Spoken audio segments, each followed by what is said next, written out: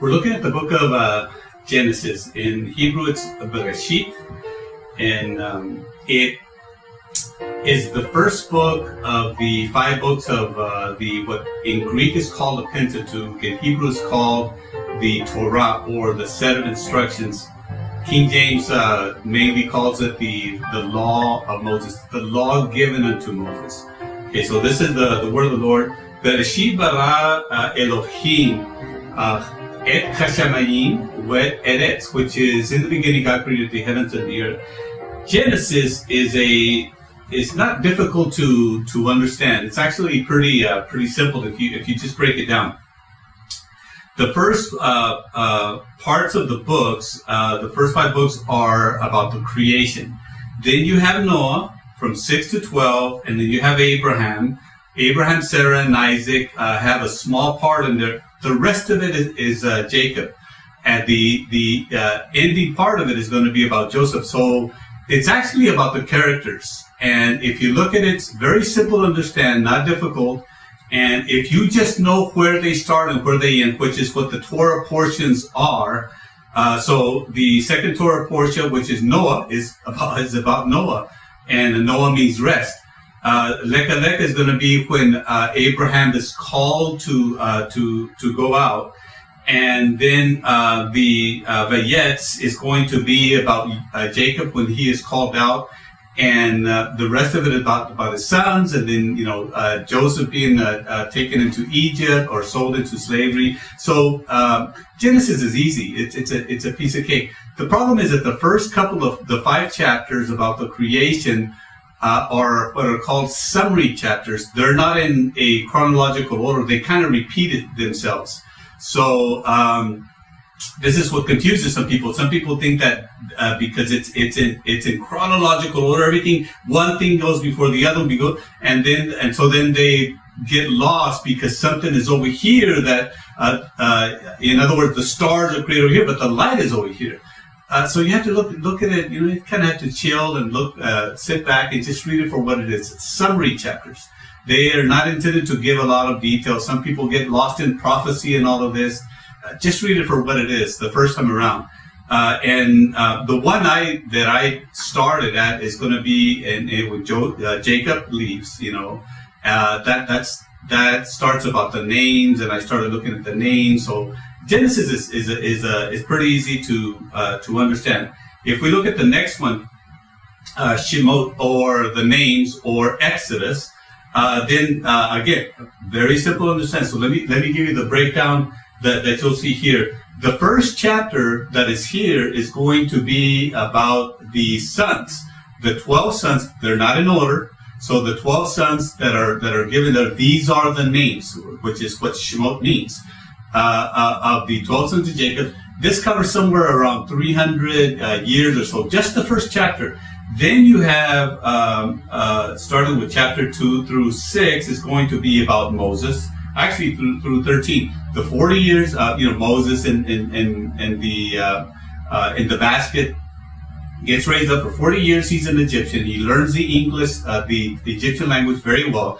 And then the last 40 chapters is when he kills an Egyptian, and then he goes to with Jethro, and then the Lord calls him. He comes back, whatever. So the first couple of chapters of the book of Exodus, or 80 years of it, is about Moses. And then after, from the Exodus all the way to the setting up of the tabernacle is 1 year. So technically, the book of Exodus is 81 years. If you don't include the first chapter of the sons, where some of them die and so forth and so on, that covers a lot of years. It's just a summary chapters popped in. But from chapter 2 on to the end of Exodus is actually 81 years. 80 years of Moses and 1 year of the Exodus, from the Exodus to the setting up of the tabernacle. We know this because in Numbers chapter 9, he says on the first and the second year, the first month and the first day, you will set up the tabernacle. So Numbers actually starts the second year. So I mean, it's not difficult to understand. Then you can see, you can take a look at the breakdown here the laws are basically, the Mishpatim are given from chapter 20, what we call the 10 Commandments. They're not 10, and we'll go over that. And then Deuteronomy 5 kind of repeats them again. So you have the commandments of the law, the feast, the Moedim, and then Moses at Mount Sinai, where he goes up for 40 days and then comes back. And then from 25 through 31, you have a lot of laws that are given. So he didn't stop at 10. The people heard 10, but God kept on speaking. And Moses writes all of these down. And then in chapter 32, you're going to have when Aaron hears the people, they have a golden calf. And then chapter 33, where where Moses says, "Let me see your glory." And there is a place by me where, and I will pass by, and you will be able to see me. Not my face or what is before me, but you'll be able to see my past. I think this is where Moses gets to see Genesis, and he gets to write it down. So this is very important for you to understand. So Genesis isn't written, chronologically. Moses over here at Mount Sinai, somewhere probably in the first year, it could have been the second year, we don't know. But somewhere in here, he writes this all down looking back. So some of the phrases that are there that seem to be, we said, well, this was given in the law. Well, maybe Moses may be using the same words that he now knows and has learned and applying them backwards.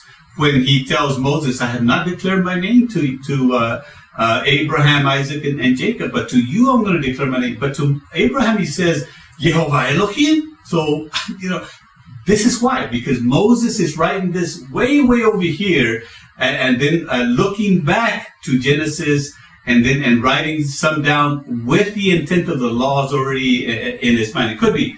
Okay, then at the end of it, the last part of it, of Exodus is going to be the setting up of the tabernacle. All the instructions, everything need to be done. And then the last verse says, and then the Lord, and then Moses did all that the Lord had commanded him. And in reference to the tabernacle. Then the next one is going to be Vayikra or Leviticus. Vayikra means and he called. And so in Hebrew, the names of the book have to do with the first couple of words within the first verse of each one of the books. So Genesis is Bereshit, in the beginning. And this makes more sense to me than what we get from the Greek Septuagint, which is what Leviticus and Exodus and Genesis and Numbers and Deuteronomy is. These are Greek terms that came from the Septuagint that was written before our English Bibles. So Vayikra, or in Hebrew, these are the ones that preserve the books. So I have a tendency to listen to them a little bit more. So Vayikra is a little bit more difficult. It's a little bit more because it doesn't have an order. It doesn't have a chronological order. And the best way that I can explain it is Moses is giving all these words, and then he's writing them down. He writes them down in scrolls, right?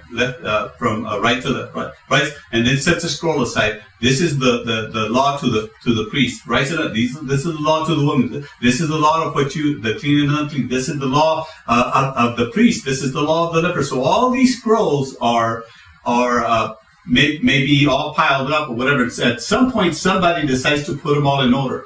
So Leviticus does not have a chronology. It goes from Exodus, and then it jumps, and then the Exodus, the end of the first year, and then you have Numbers to the end of the 40th year and the 11th month, and then Deuteronomy is the 11th month to the 12th month. Okay, so Vayikra is the set of all the laws. You look at this chart, and you're going to have here the laws for the feast, for the offerings, for the priest. Where to find them? E means Exodus. N means Numbers. So you just have to find them and then put them together. Read both of them so that you get the full set of instructions. And then Deuteronomy adds another layer on top of these. Before I get into the book of Numbers or BAMIDBAR, there in Exodus 33:7, and you'll see it up here. this is interesting. This explained a lot to me. Okay, because again, the tabernacle is not set up until the second year. So where is Moses doing this? So this is what it says. It says that Moses used to take the tent and pitch it outside of the camp, outside of all the people, not in the middle of them, a good distance from the camp, and he called it the tent of the meeting. And it came about that everyone who sought Jehovah, who sought the Lord, would go out to the tent of the meeting, which was outside of the camp. And it came about whenever Moses went out to the tent, that all the people would arise and stand, and each at the entrance of their tent, and went out as Moses went out to the tent. So in the mornings, they would look out to where Moses had pitched the tent of the. This is not the tabernacle. This is before the tabernacle is set up.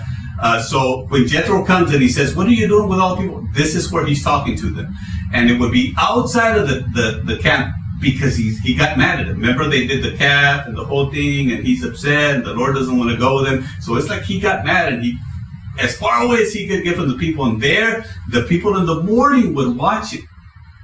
Okay, now, I don't think the tribes are set yet. Everybody's just kind of scattered out. But in the morning, they would watch it. They knew that Moses would be walking, to the tent, and then they would see him go in, and then they would see the glory of the Lord come and cover the gate or the front or the door of the tent. They would do this every morning, and they would say, "Oh, thank God, somebody's talking to the Lord." And when they had an issue, they would go there, not in the middle of the camp, but outside of the camp, in order to hear what the Lord had to say to them. And it says, and Jehovah would speak with Moses, and when the people saw the pillar of the cloud standing at the entrance of the tents, and the people would arise and worship, each at the entrance of his own tent. Thus Jehovah used to speak to Moses face to face, panah panah, just as a man, Ish speaks to his friend. When Moses returned to the camp, his servant Joshua, the son of Nun, a young man, would not depart from the tent. So Moses would go back to his own tent, and then but Joshua would stay there. So it seems to me that Joshua is the one that's actually reading and writing all of these things. And you'll notice in the last chapter of the book of Deuteronomy, when Moses is dead, somebody keeps writing. So I think Joshua was actually the scribe that was writing a lot of these things. Okay, so now let's go to BAMIDBAR, or the book of Numbers. BAMIDBAR means in the wilderness, and in the wilderness is basically numbers means the numbering of the people, but in the wilderness means it covers the whole trek of the wilderness. So the book of Numbers is actually 39 years collectively, from the beginning to the 40th year to the 11th month, when God tells Moses, "I want you to go and I want you to repeat the law to the people." So Numbers is actually 39 years, less 1 month. Okay, and if we take a look at it, you're gonna have it's actually it's a little bit out of order. Chapter 9 says in the second year, the first month and the first day, you will have a Passover. Chapter 1 starts in the second month of the second year. On the first day, you will number the people. So chapter 9 should actually be in the beginning. I don't know why they did it the way they did it, but so that's the only part that I can tell that's out of order. Then you have the second census of all the people, the setting of the tribes, the setting of the Levites, all the offerings that they gave, and then you have all the rebellion in the second year. Korah and Miriam, all the rebellion that happened, the 12 tribes that go out, and they come back and they still want to go out and fight, and then they get destroyed. So all of this happens in the second year, and then now I can't follow this chronologically all the way, but I do notice that when Miriam dies, I think, in my opinion, I think it's in the 40th year. So there's a gap between the second year and the 40th year. There's a gap to me of things that happened that weren't written about. So I think most of what you find in the Numbers is actually, the majority is in the second year, the rebellion, because now the tribes are set. They're going to go in order, and then they get up to the land, to the promised land, and then the 12 tribes are sent out. They're gone for 40 days, and they come back, and then there's a rebellion, and then they return back. That seems to end a lot of the issues that they have. Okay, so I think BAMIDBAR or Numbers is actually just 39 years, from what I could tell. And some will disagree that Mary doesn't say in the 40th year Miriam died, and then Aaron. I just seem to read it that way. Miriam would die somewhere in the beginning of the Aviv, in the beginning of the month. Then they mourn for 30 days, and Aaron dies on the 5th month, to me, of the 40th year. And the 5th month is significant because this is when, so the priest, the first high priest dies on the 5th month, and then the Solomon's temple is destroyed on the 5th month, and Herod's temple is destroyed on the 5th month.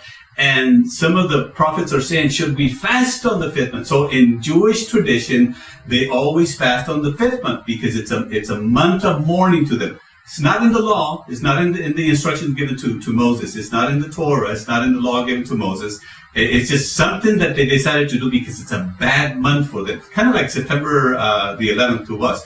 We would, this is a significant day. So that's what they do. So the prophets are asking, should we fast on the 5th month? And the Lord says, I never asked you to. Were you fasting for me, or were you fasting for yourself because you didn't have access? You don't have a temple to come and serve me. So now is this what you're doing to replace? So many misunderstand that, but it comes from the fact that Aaron, the first high priest, dies on the 5th month. To me, in the 40th year, so that when Moses is speaking, Miriam isn't there. Aaron isn't there. Eleazar, his nephew, is now the high priest, so that's a real big change. So we know Exodus is technically 1 year, the first year of the Exodus, and then Numbers is the 39 year up to the 11th month. So then we come to Devarim. Devarim. Deuteronomy, or the second giving of the law in Greek. But Devarim means these are the words. Devarim, ayin, is plural. So these are the words that Moses spoke to the people that the Lord told him to. If they get down to the Jordan River, they're going to cross, and the Lord says, "You're not going in because you hit the rock instead of speaking to it. You're not going in." Now, in the end of the book, I am now 120 years old. Jewish tradition teaches that this is his birthday, the last time that he's talking to them when he says, "I am now 100." They take that literally. So he's 120 years old. So from the Exodus, from the beginning of Exodus 2 to the end of the journeys is 120 years old. From the birth of Moses to the end of Deuteronomy, it's 120 years. So if you read the Bible, you're going to see these numbers that are there, and it doesn't seem like they don't mean anything. But you can actually lay out. This is what I did on my timetable. Every time that I would see a birthday or when they died, I could go back. I would look at the year to me that they died on my timetable, and I could go back and find out the year that they were born. And then how does that relate to any other person during this time? This is the way that I was able to put Ezekiel and Daniel and Jeremiah together within the same time period. So it's important when we look at the dates and the ages. Okay, so in the 20th year, these are the words that Moshe spoke to Israel on the side of the Jordan River in the desert, in the Arava, across from Sul, between Paran and Toleh, Lavan, Haserot, and Disahava. It is 11 days from the journey from Oreb to Kadesh Barnea. So I've seen this verse that says, they took the long way around because it's from Paran to Kadesh Barnea. They could have just gone 11 days straight out. But if you go back and you read, the Lord says, I did not take them that way because they would have to fight the Philistines. And if they fought the Philistines and then they would lose, they would be disheartened and they would go back. So the Lord took them the long way. In my opinion, or the way that once I finished a year or 2 years of study on this, I realized that the spies that went out, the 12 spies that went out, were never supposed to. They scouted the land, but they were never supposed to go in.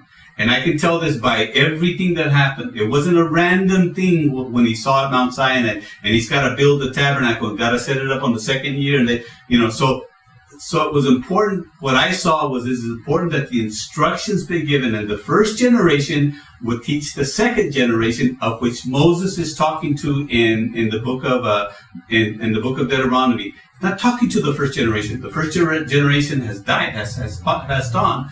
Okay, so the second, but it sounds like Moses is angry. It was because of you that I'm not going in. But, this is a grandfather talking to the next generation, blaming them for what the parents had done. Okay, so it was on the first day of the 11th month of the 40th year, when Deuteronomy, the book of Deuteronomy, the book of Devarim, these are the words. When the words that Moses spoke, sitting on top of a hill, talking to the people, not writing down, but this is given verbally, vocally. So either the scrolls, Joshua is handing him the scrolls and he's reading from the scrolls, or he's going from memory, because sometimes the things that he says do not match up with the things that are said in Exodus. Or you have to put them both together, because in Exodus he's writing this down. In Deuteronomy he's recalling from memory. So it could be a collection of both of these things. So Deuteronomy is a very, very powerful book, and you'll find things in the book of Deuteronomy, or in the words that Moses spoke to the people, in the Devarim that he spoke, that are not included in the other three books. Okay, so you have Genesis, and then you have Exodus, and then you have Numbers. Leviticus is all by itself. It's kind of put to the side. It doesn't fit in the years anywhere. We don't know when some of the things were written. And then you have, after Numbers to the 11th month, then you have 1 month where Moses sits down and talks to the people for 30 days, and then he dies. And then Joshua takes over. They mourn him. Tradition says, and I almost calculated this, but it says that on the 12th month, not our December, but this would be in the year of Adar, in the 12th month, on the 7th day, that is when he died. This is when they say he was born. This is when they said that he died. So they mourn him for 30 days. Then on the Aviv, or the first month of the new year, on the 7th day, is when Joshua says, in 3 days we're going to cross the Jordan. In 3 days will be the 1st and the 10th, the 1st month and the 10th month, or the selection of the Lamb when they cross. So everything is significance. And during these 3 days is when he sends 2 spies out to Jericho in order to, and again, they're called spies, but they don't spy anything. All they do is go and find out what's going on with Rahab in order to find out where she's at. According to what I see, the Lord is watching out for Rahab, has no interest, because they're not going to destroy the town themselves. He will destroy the town, and he will drop down the wall. So you have to watch what he's doing rather than what we have been taught. Got to take all that out of your mind and read it, and then you have to watch what the Lord is doing. So he sends 2 people to make sure that the mother of Boaz, that is in the lineage of David, that one is preserved and brought in order for the story to continue. Well, it looks like it's Joshua, but when you read the book of Ruth, there's a big part that Boaz plays in all of this. And because of him, because of Boaz, you have David. Because of David, you have Jesus, you have Yeshua.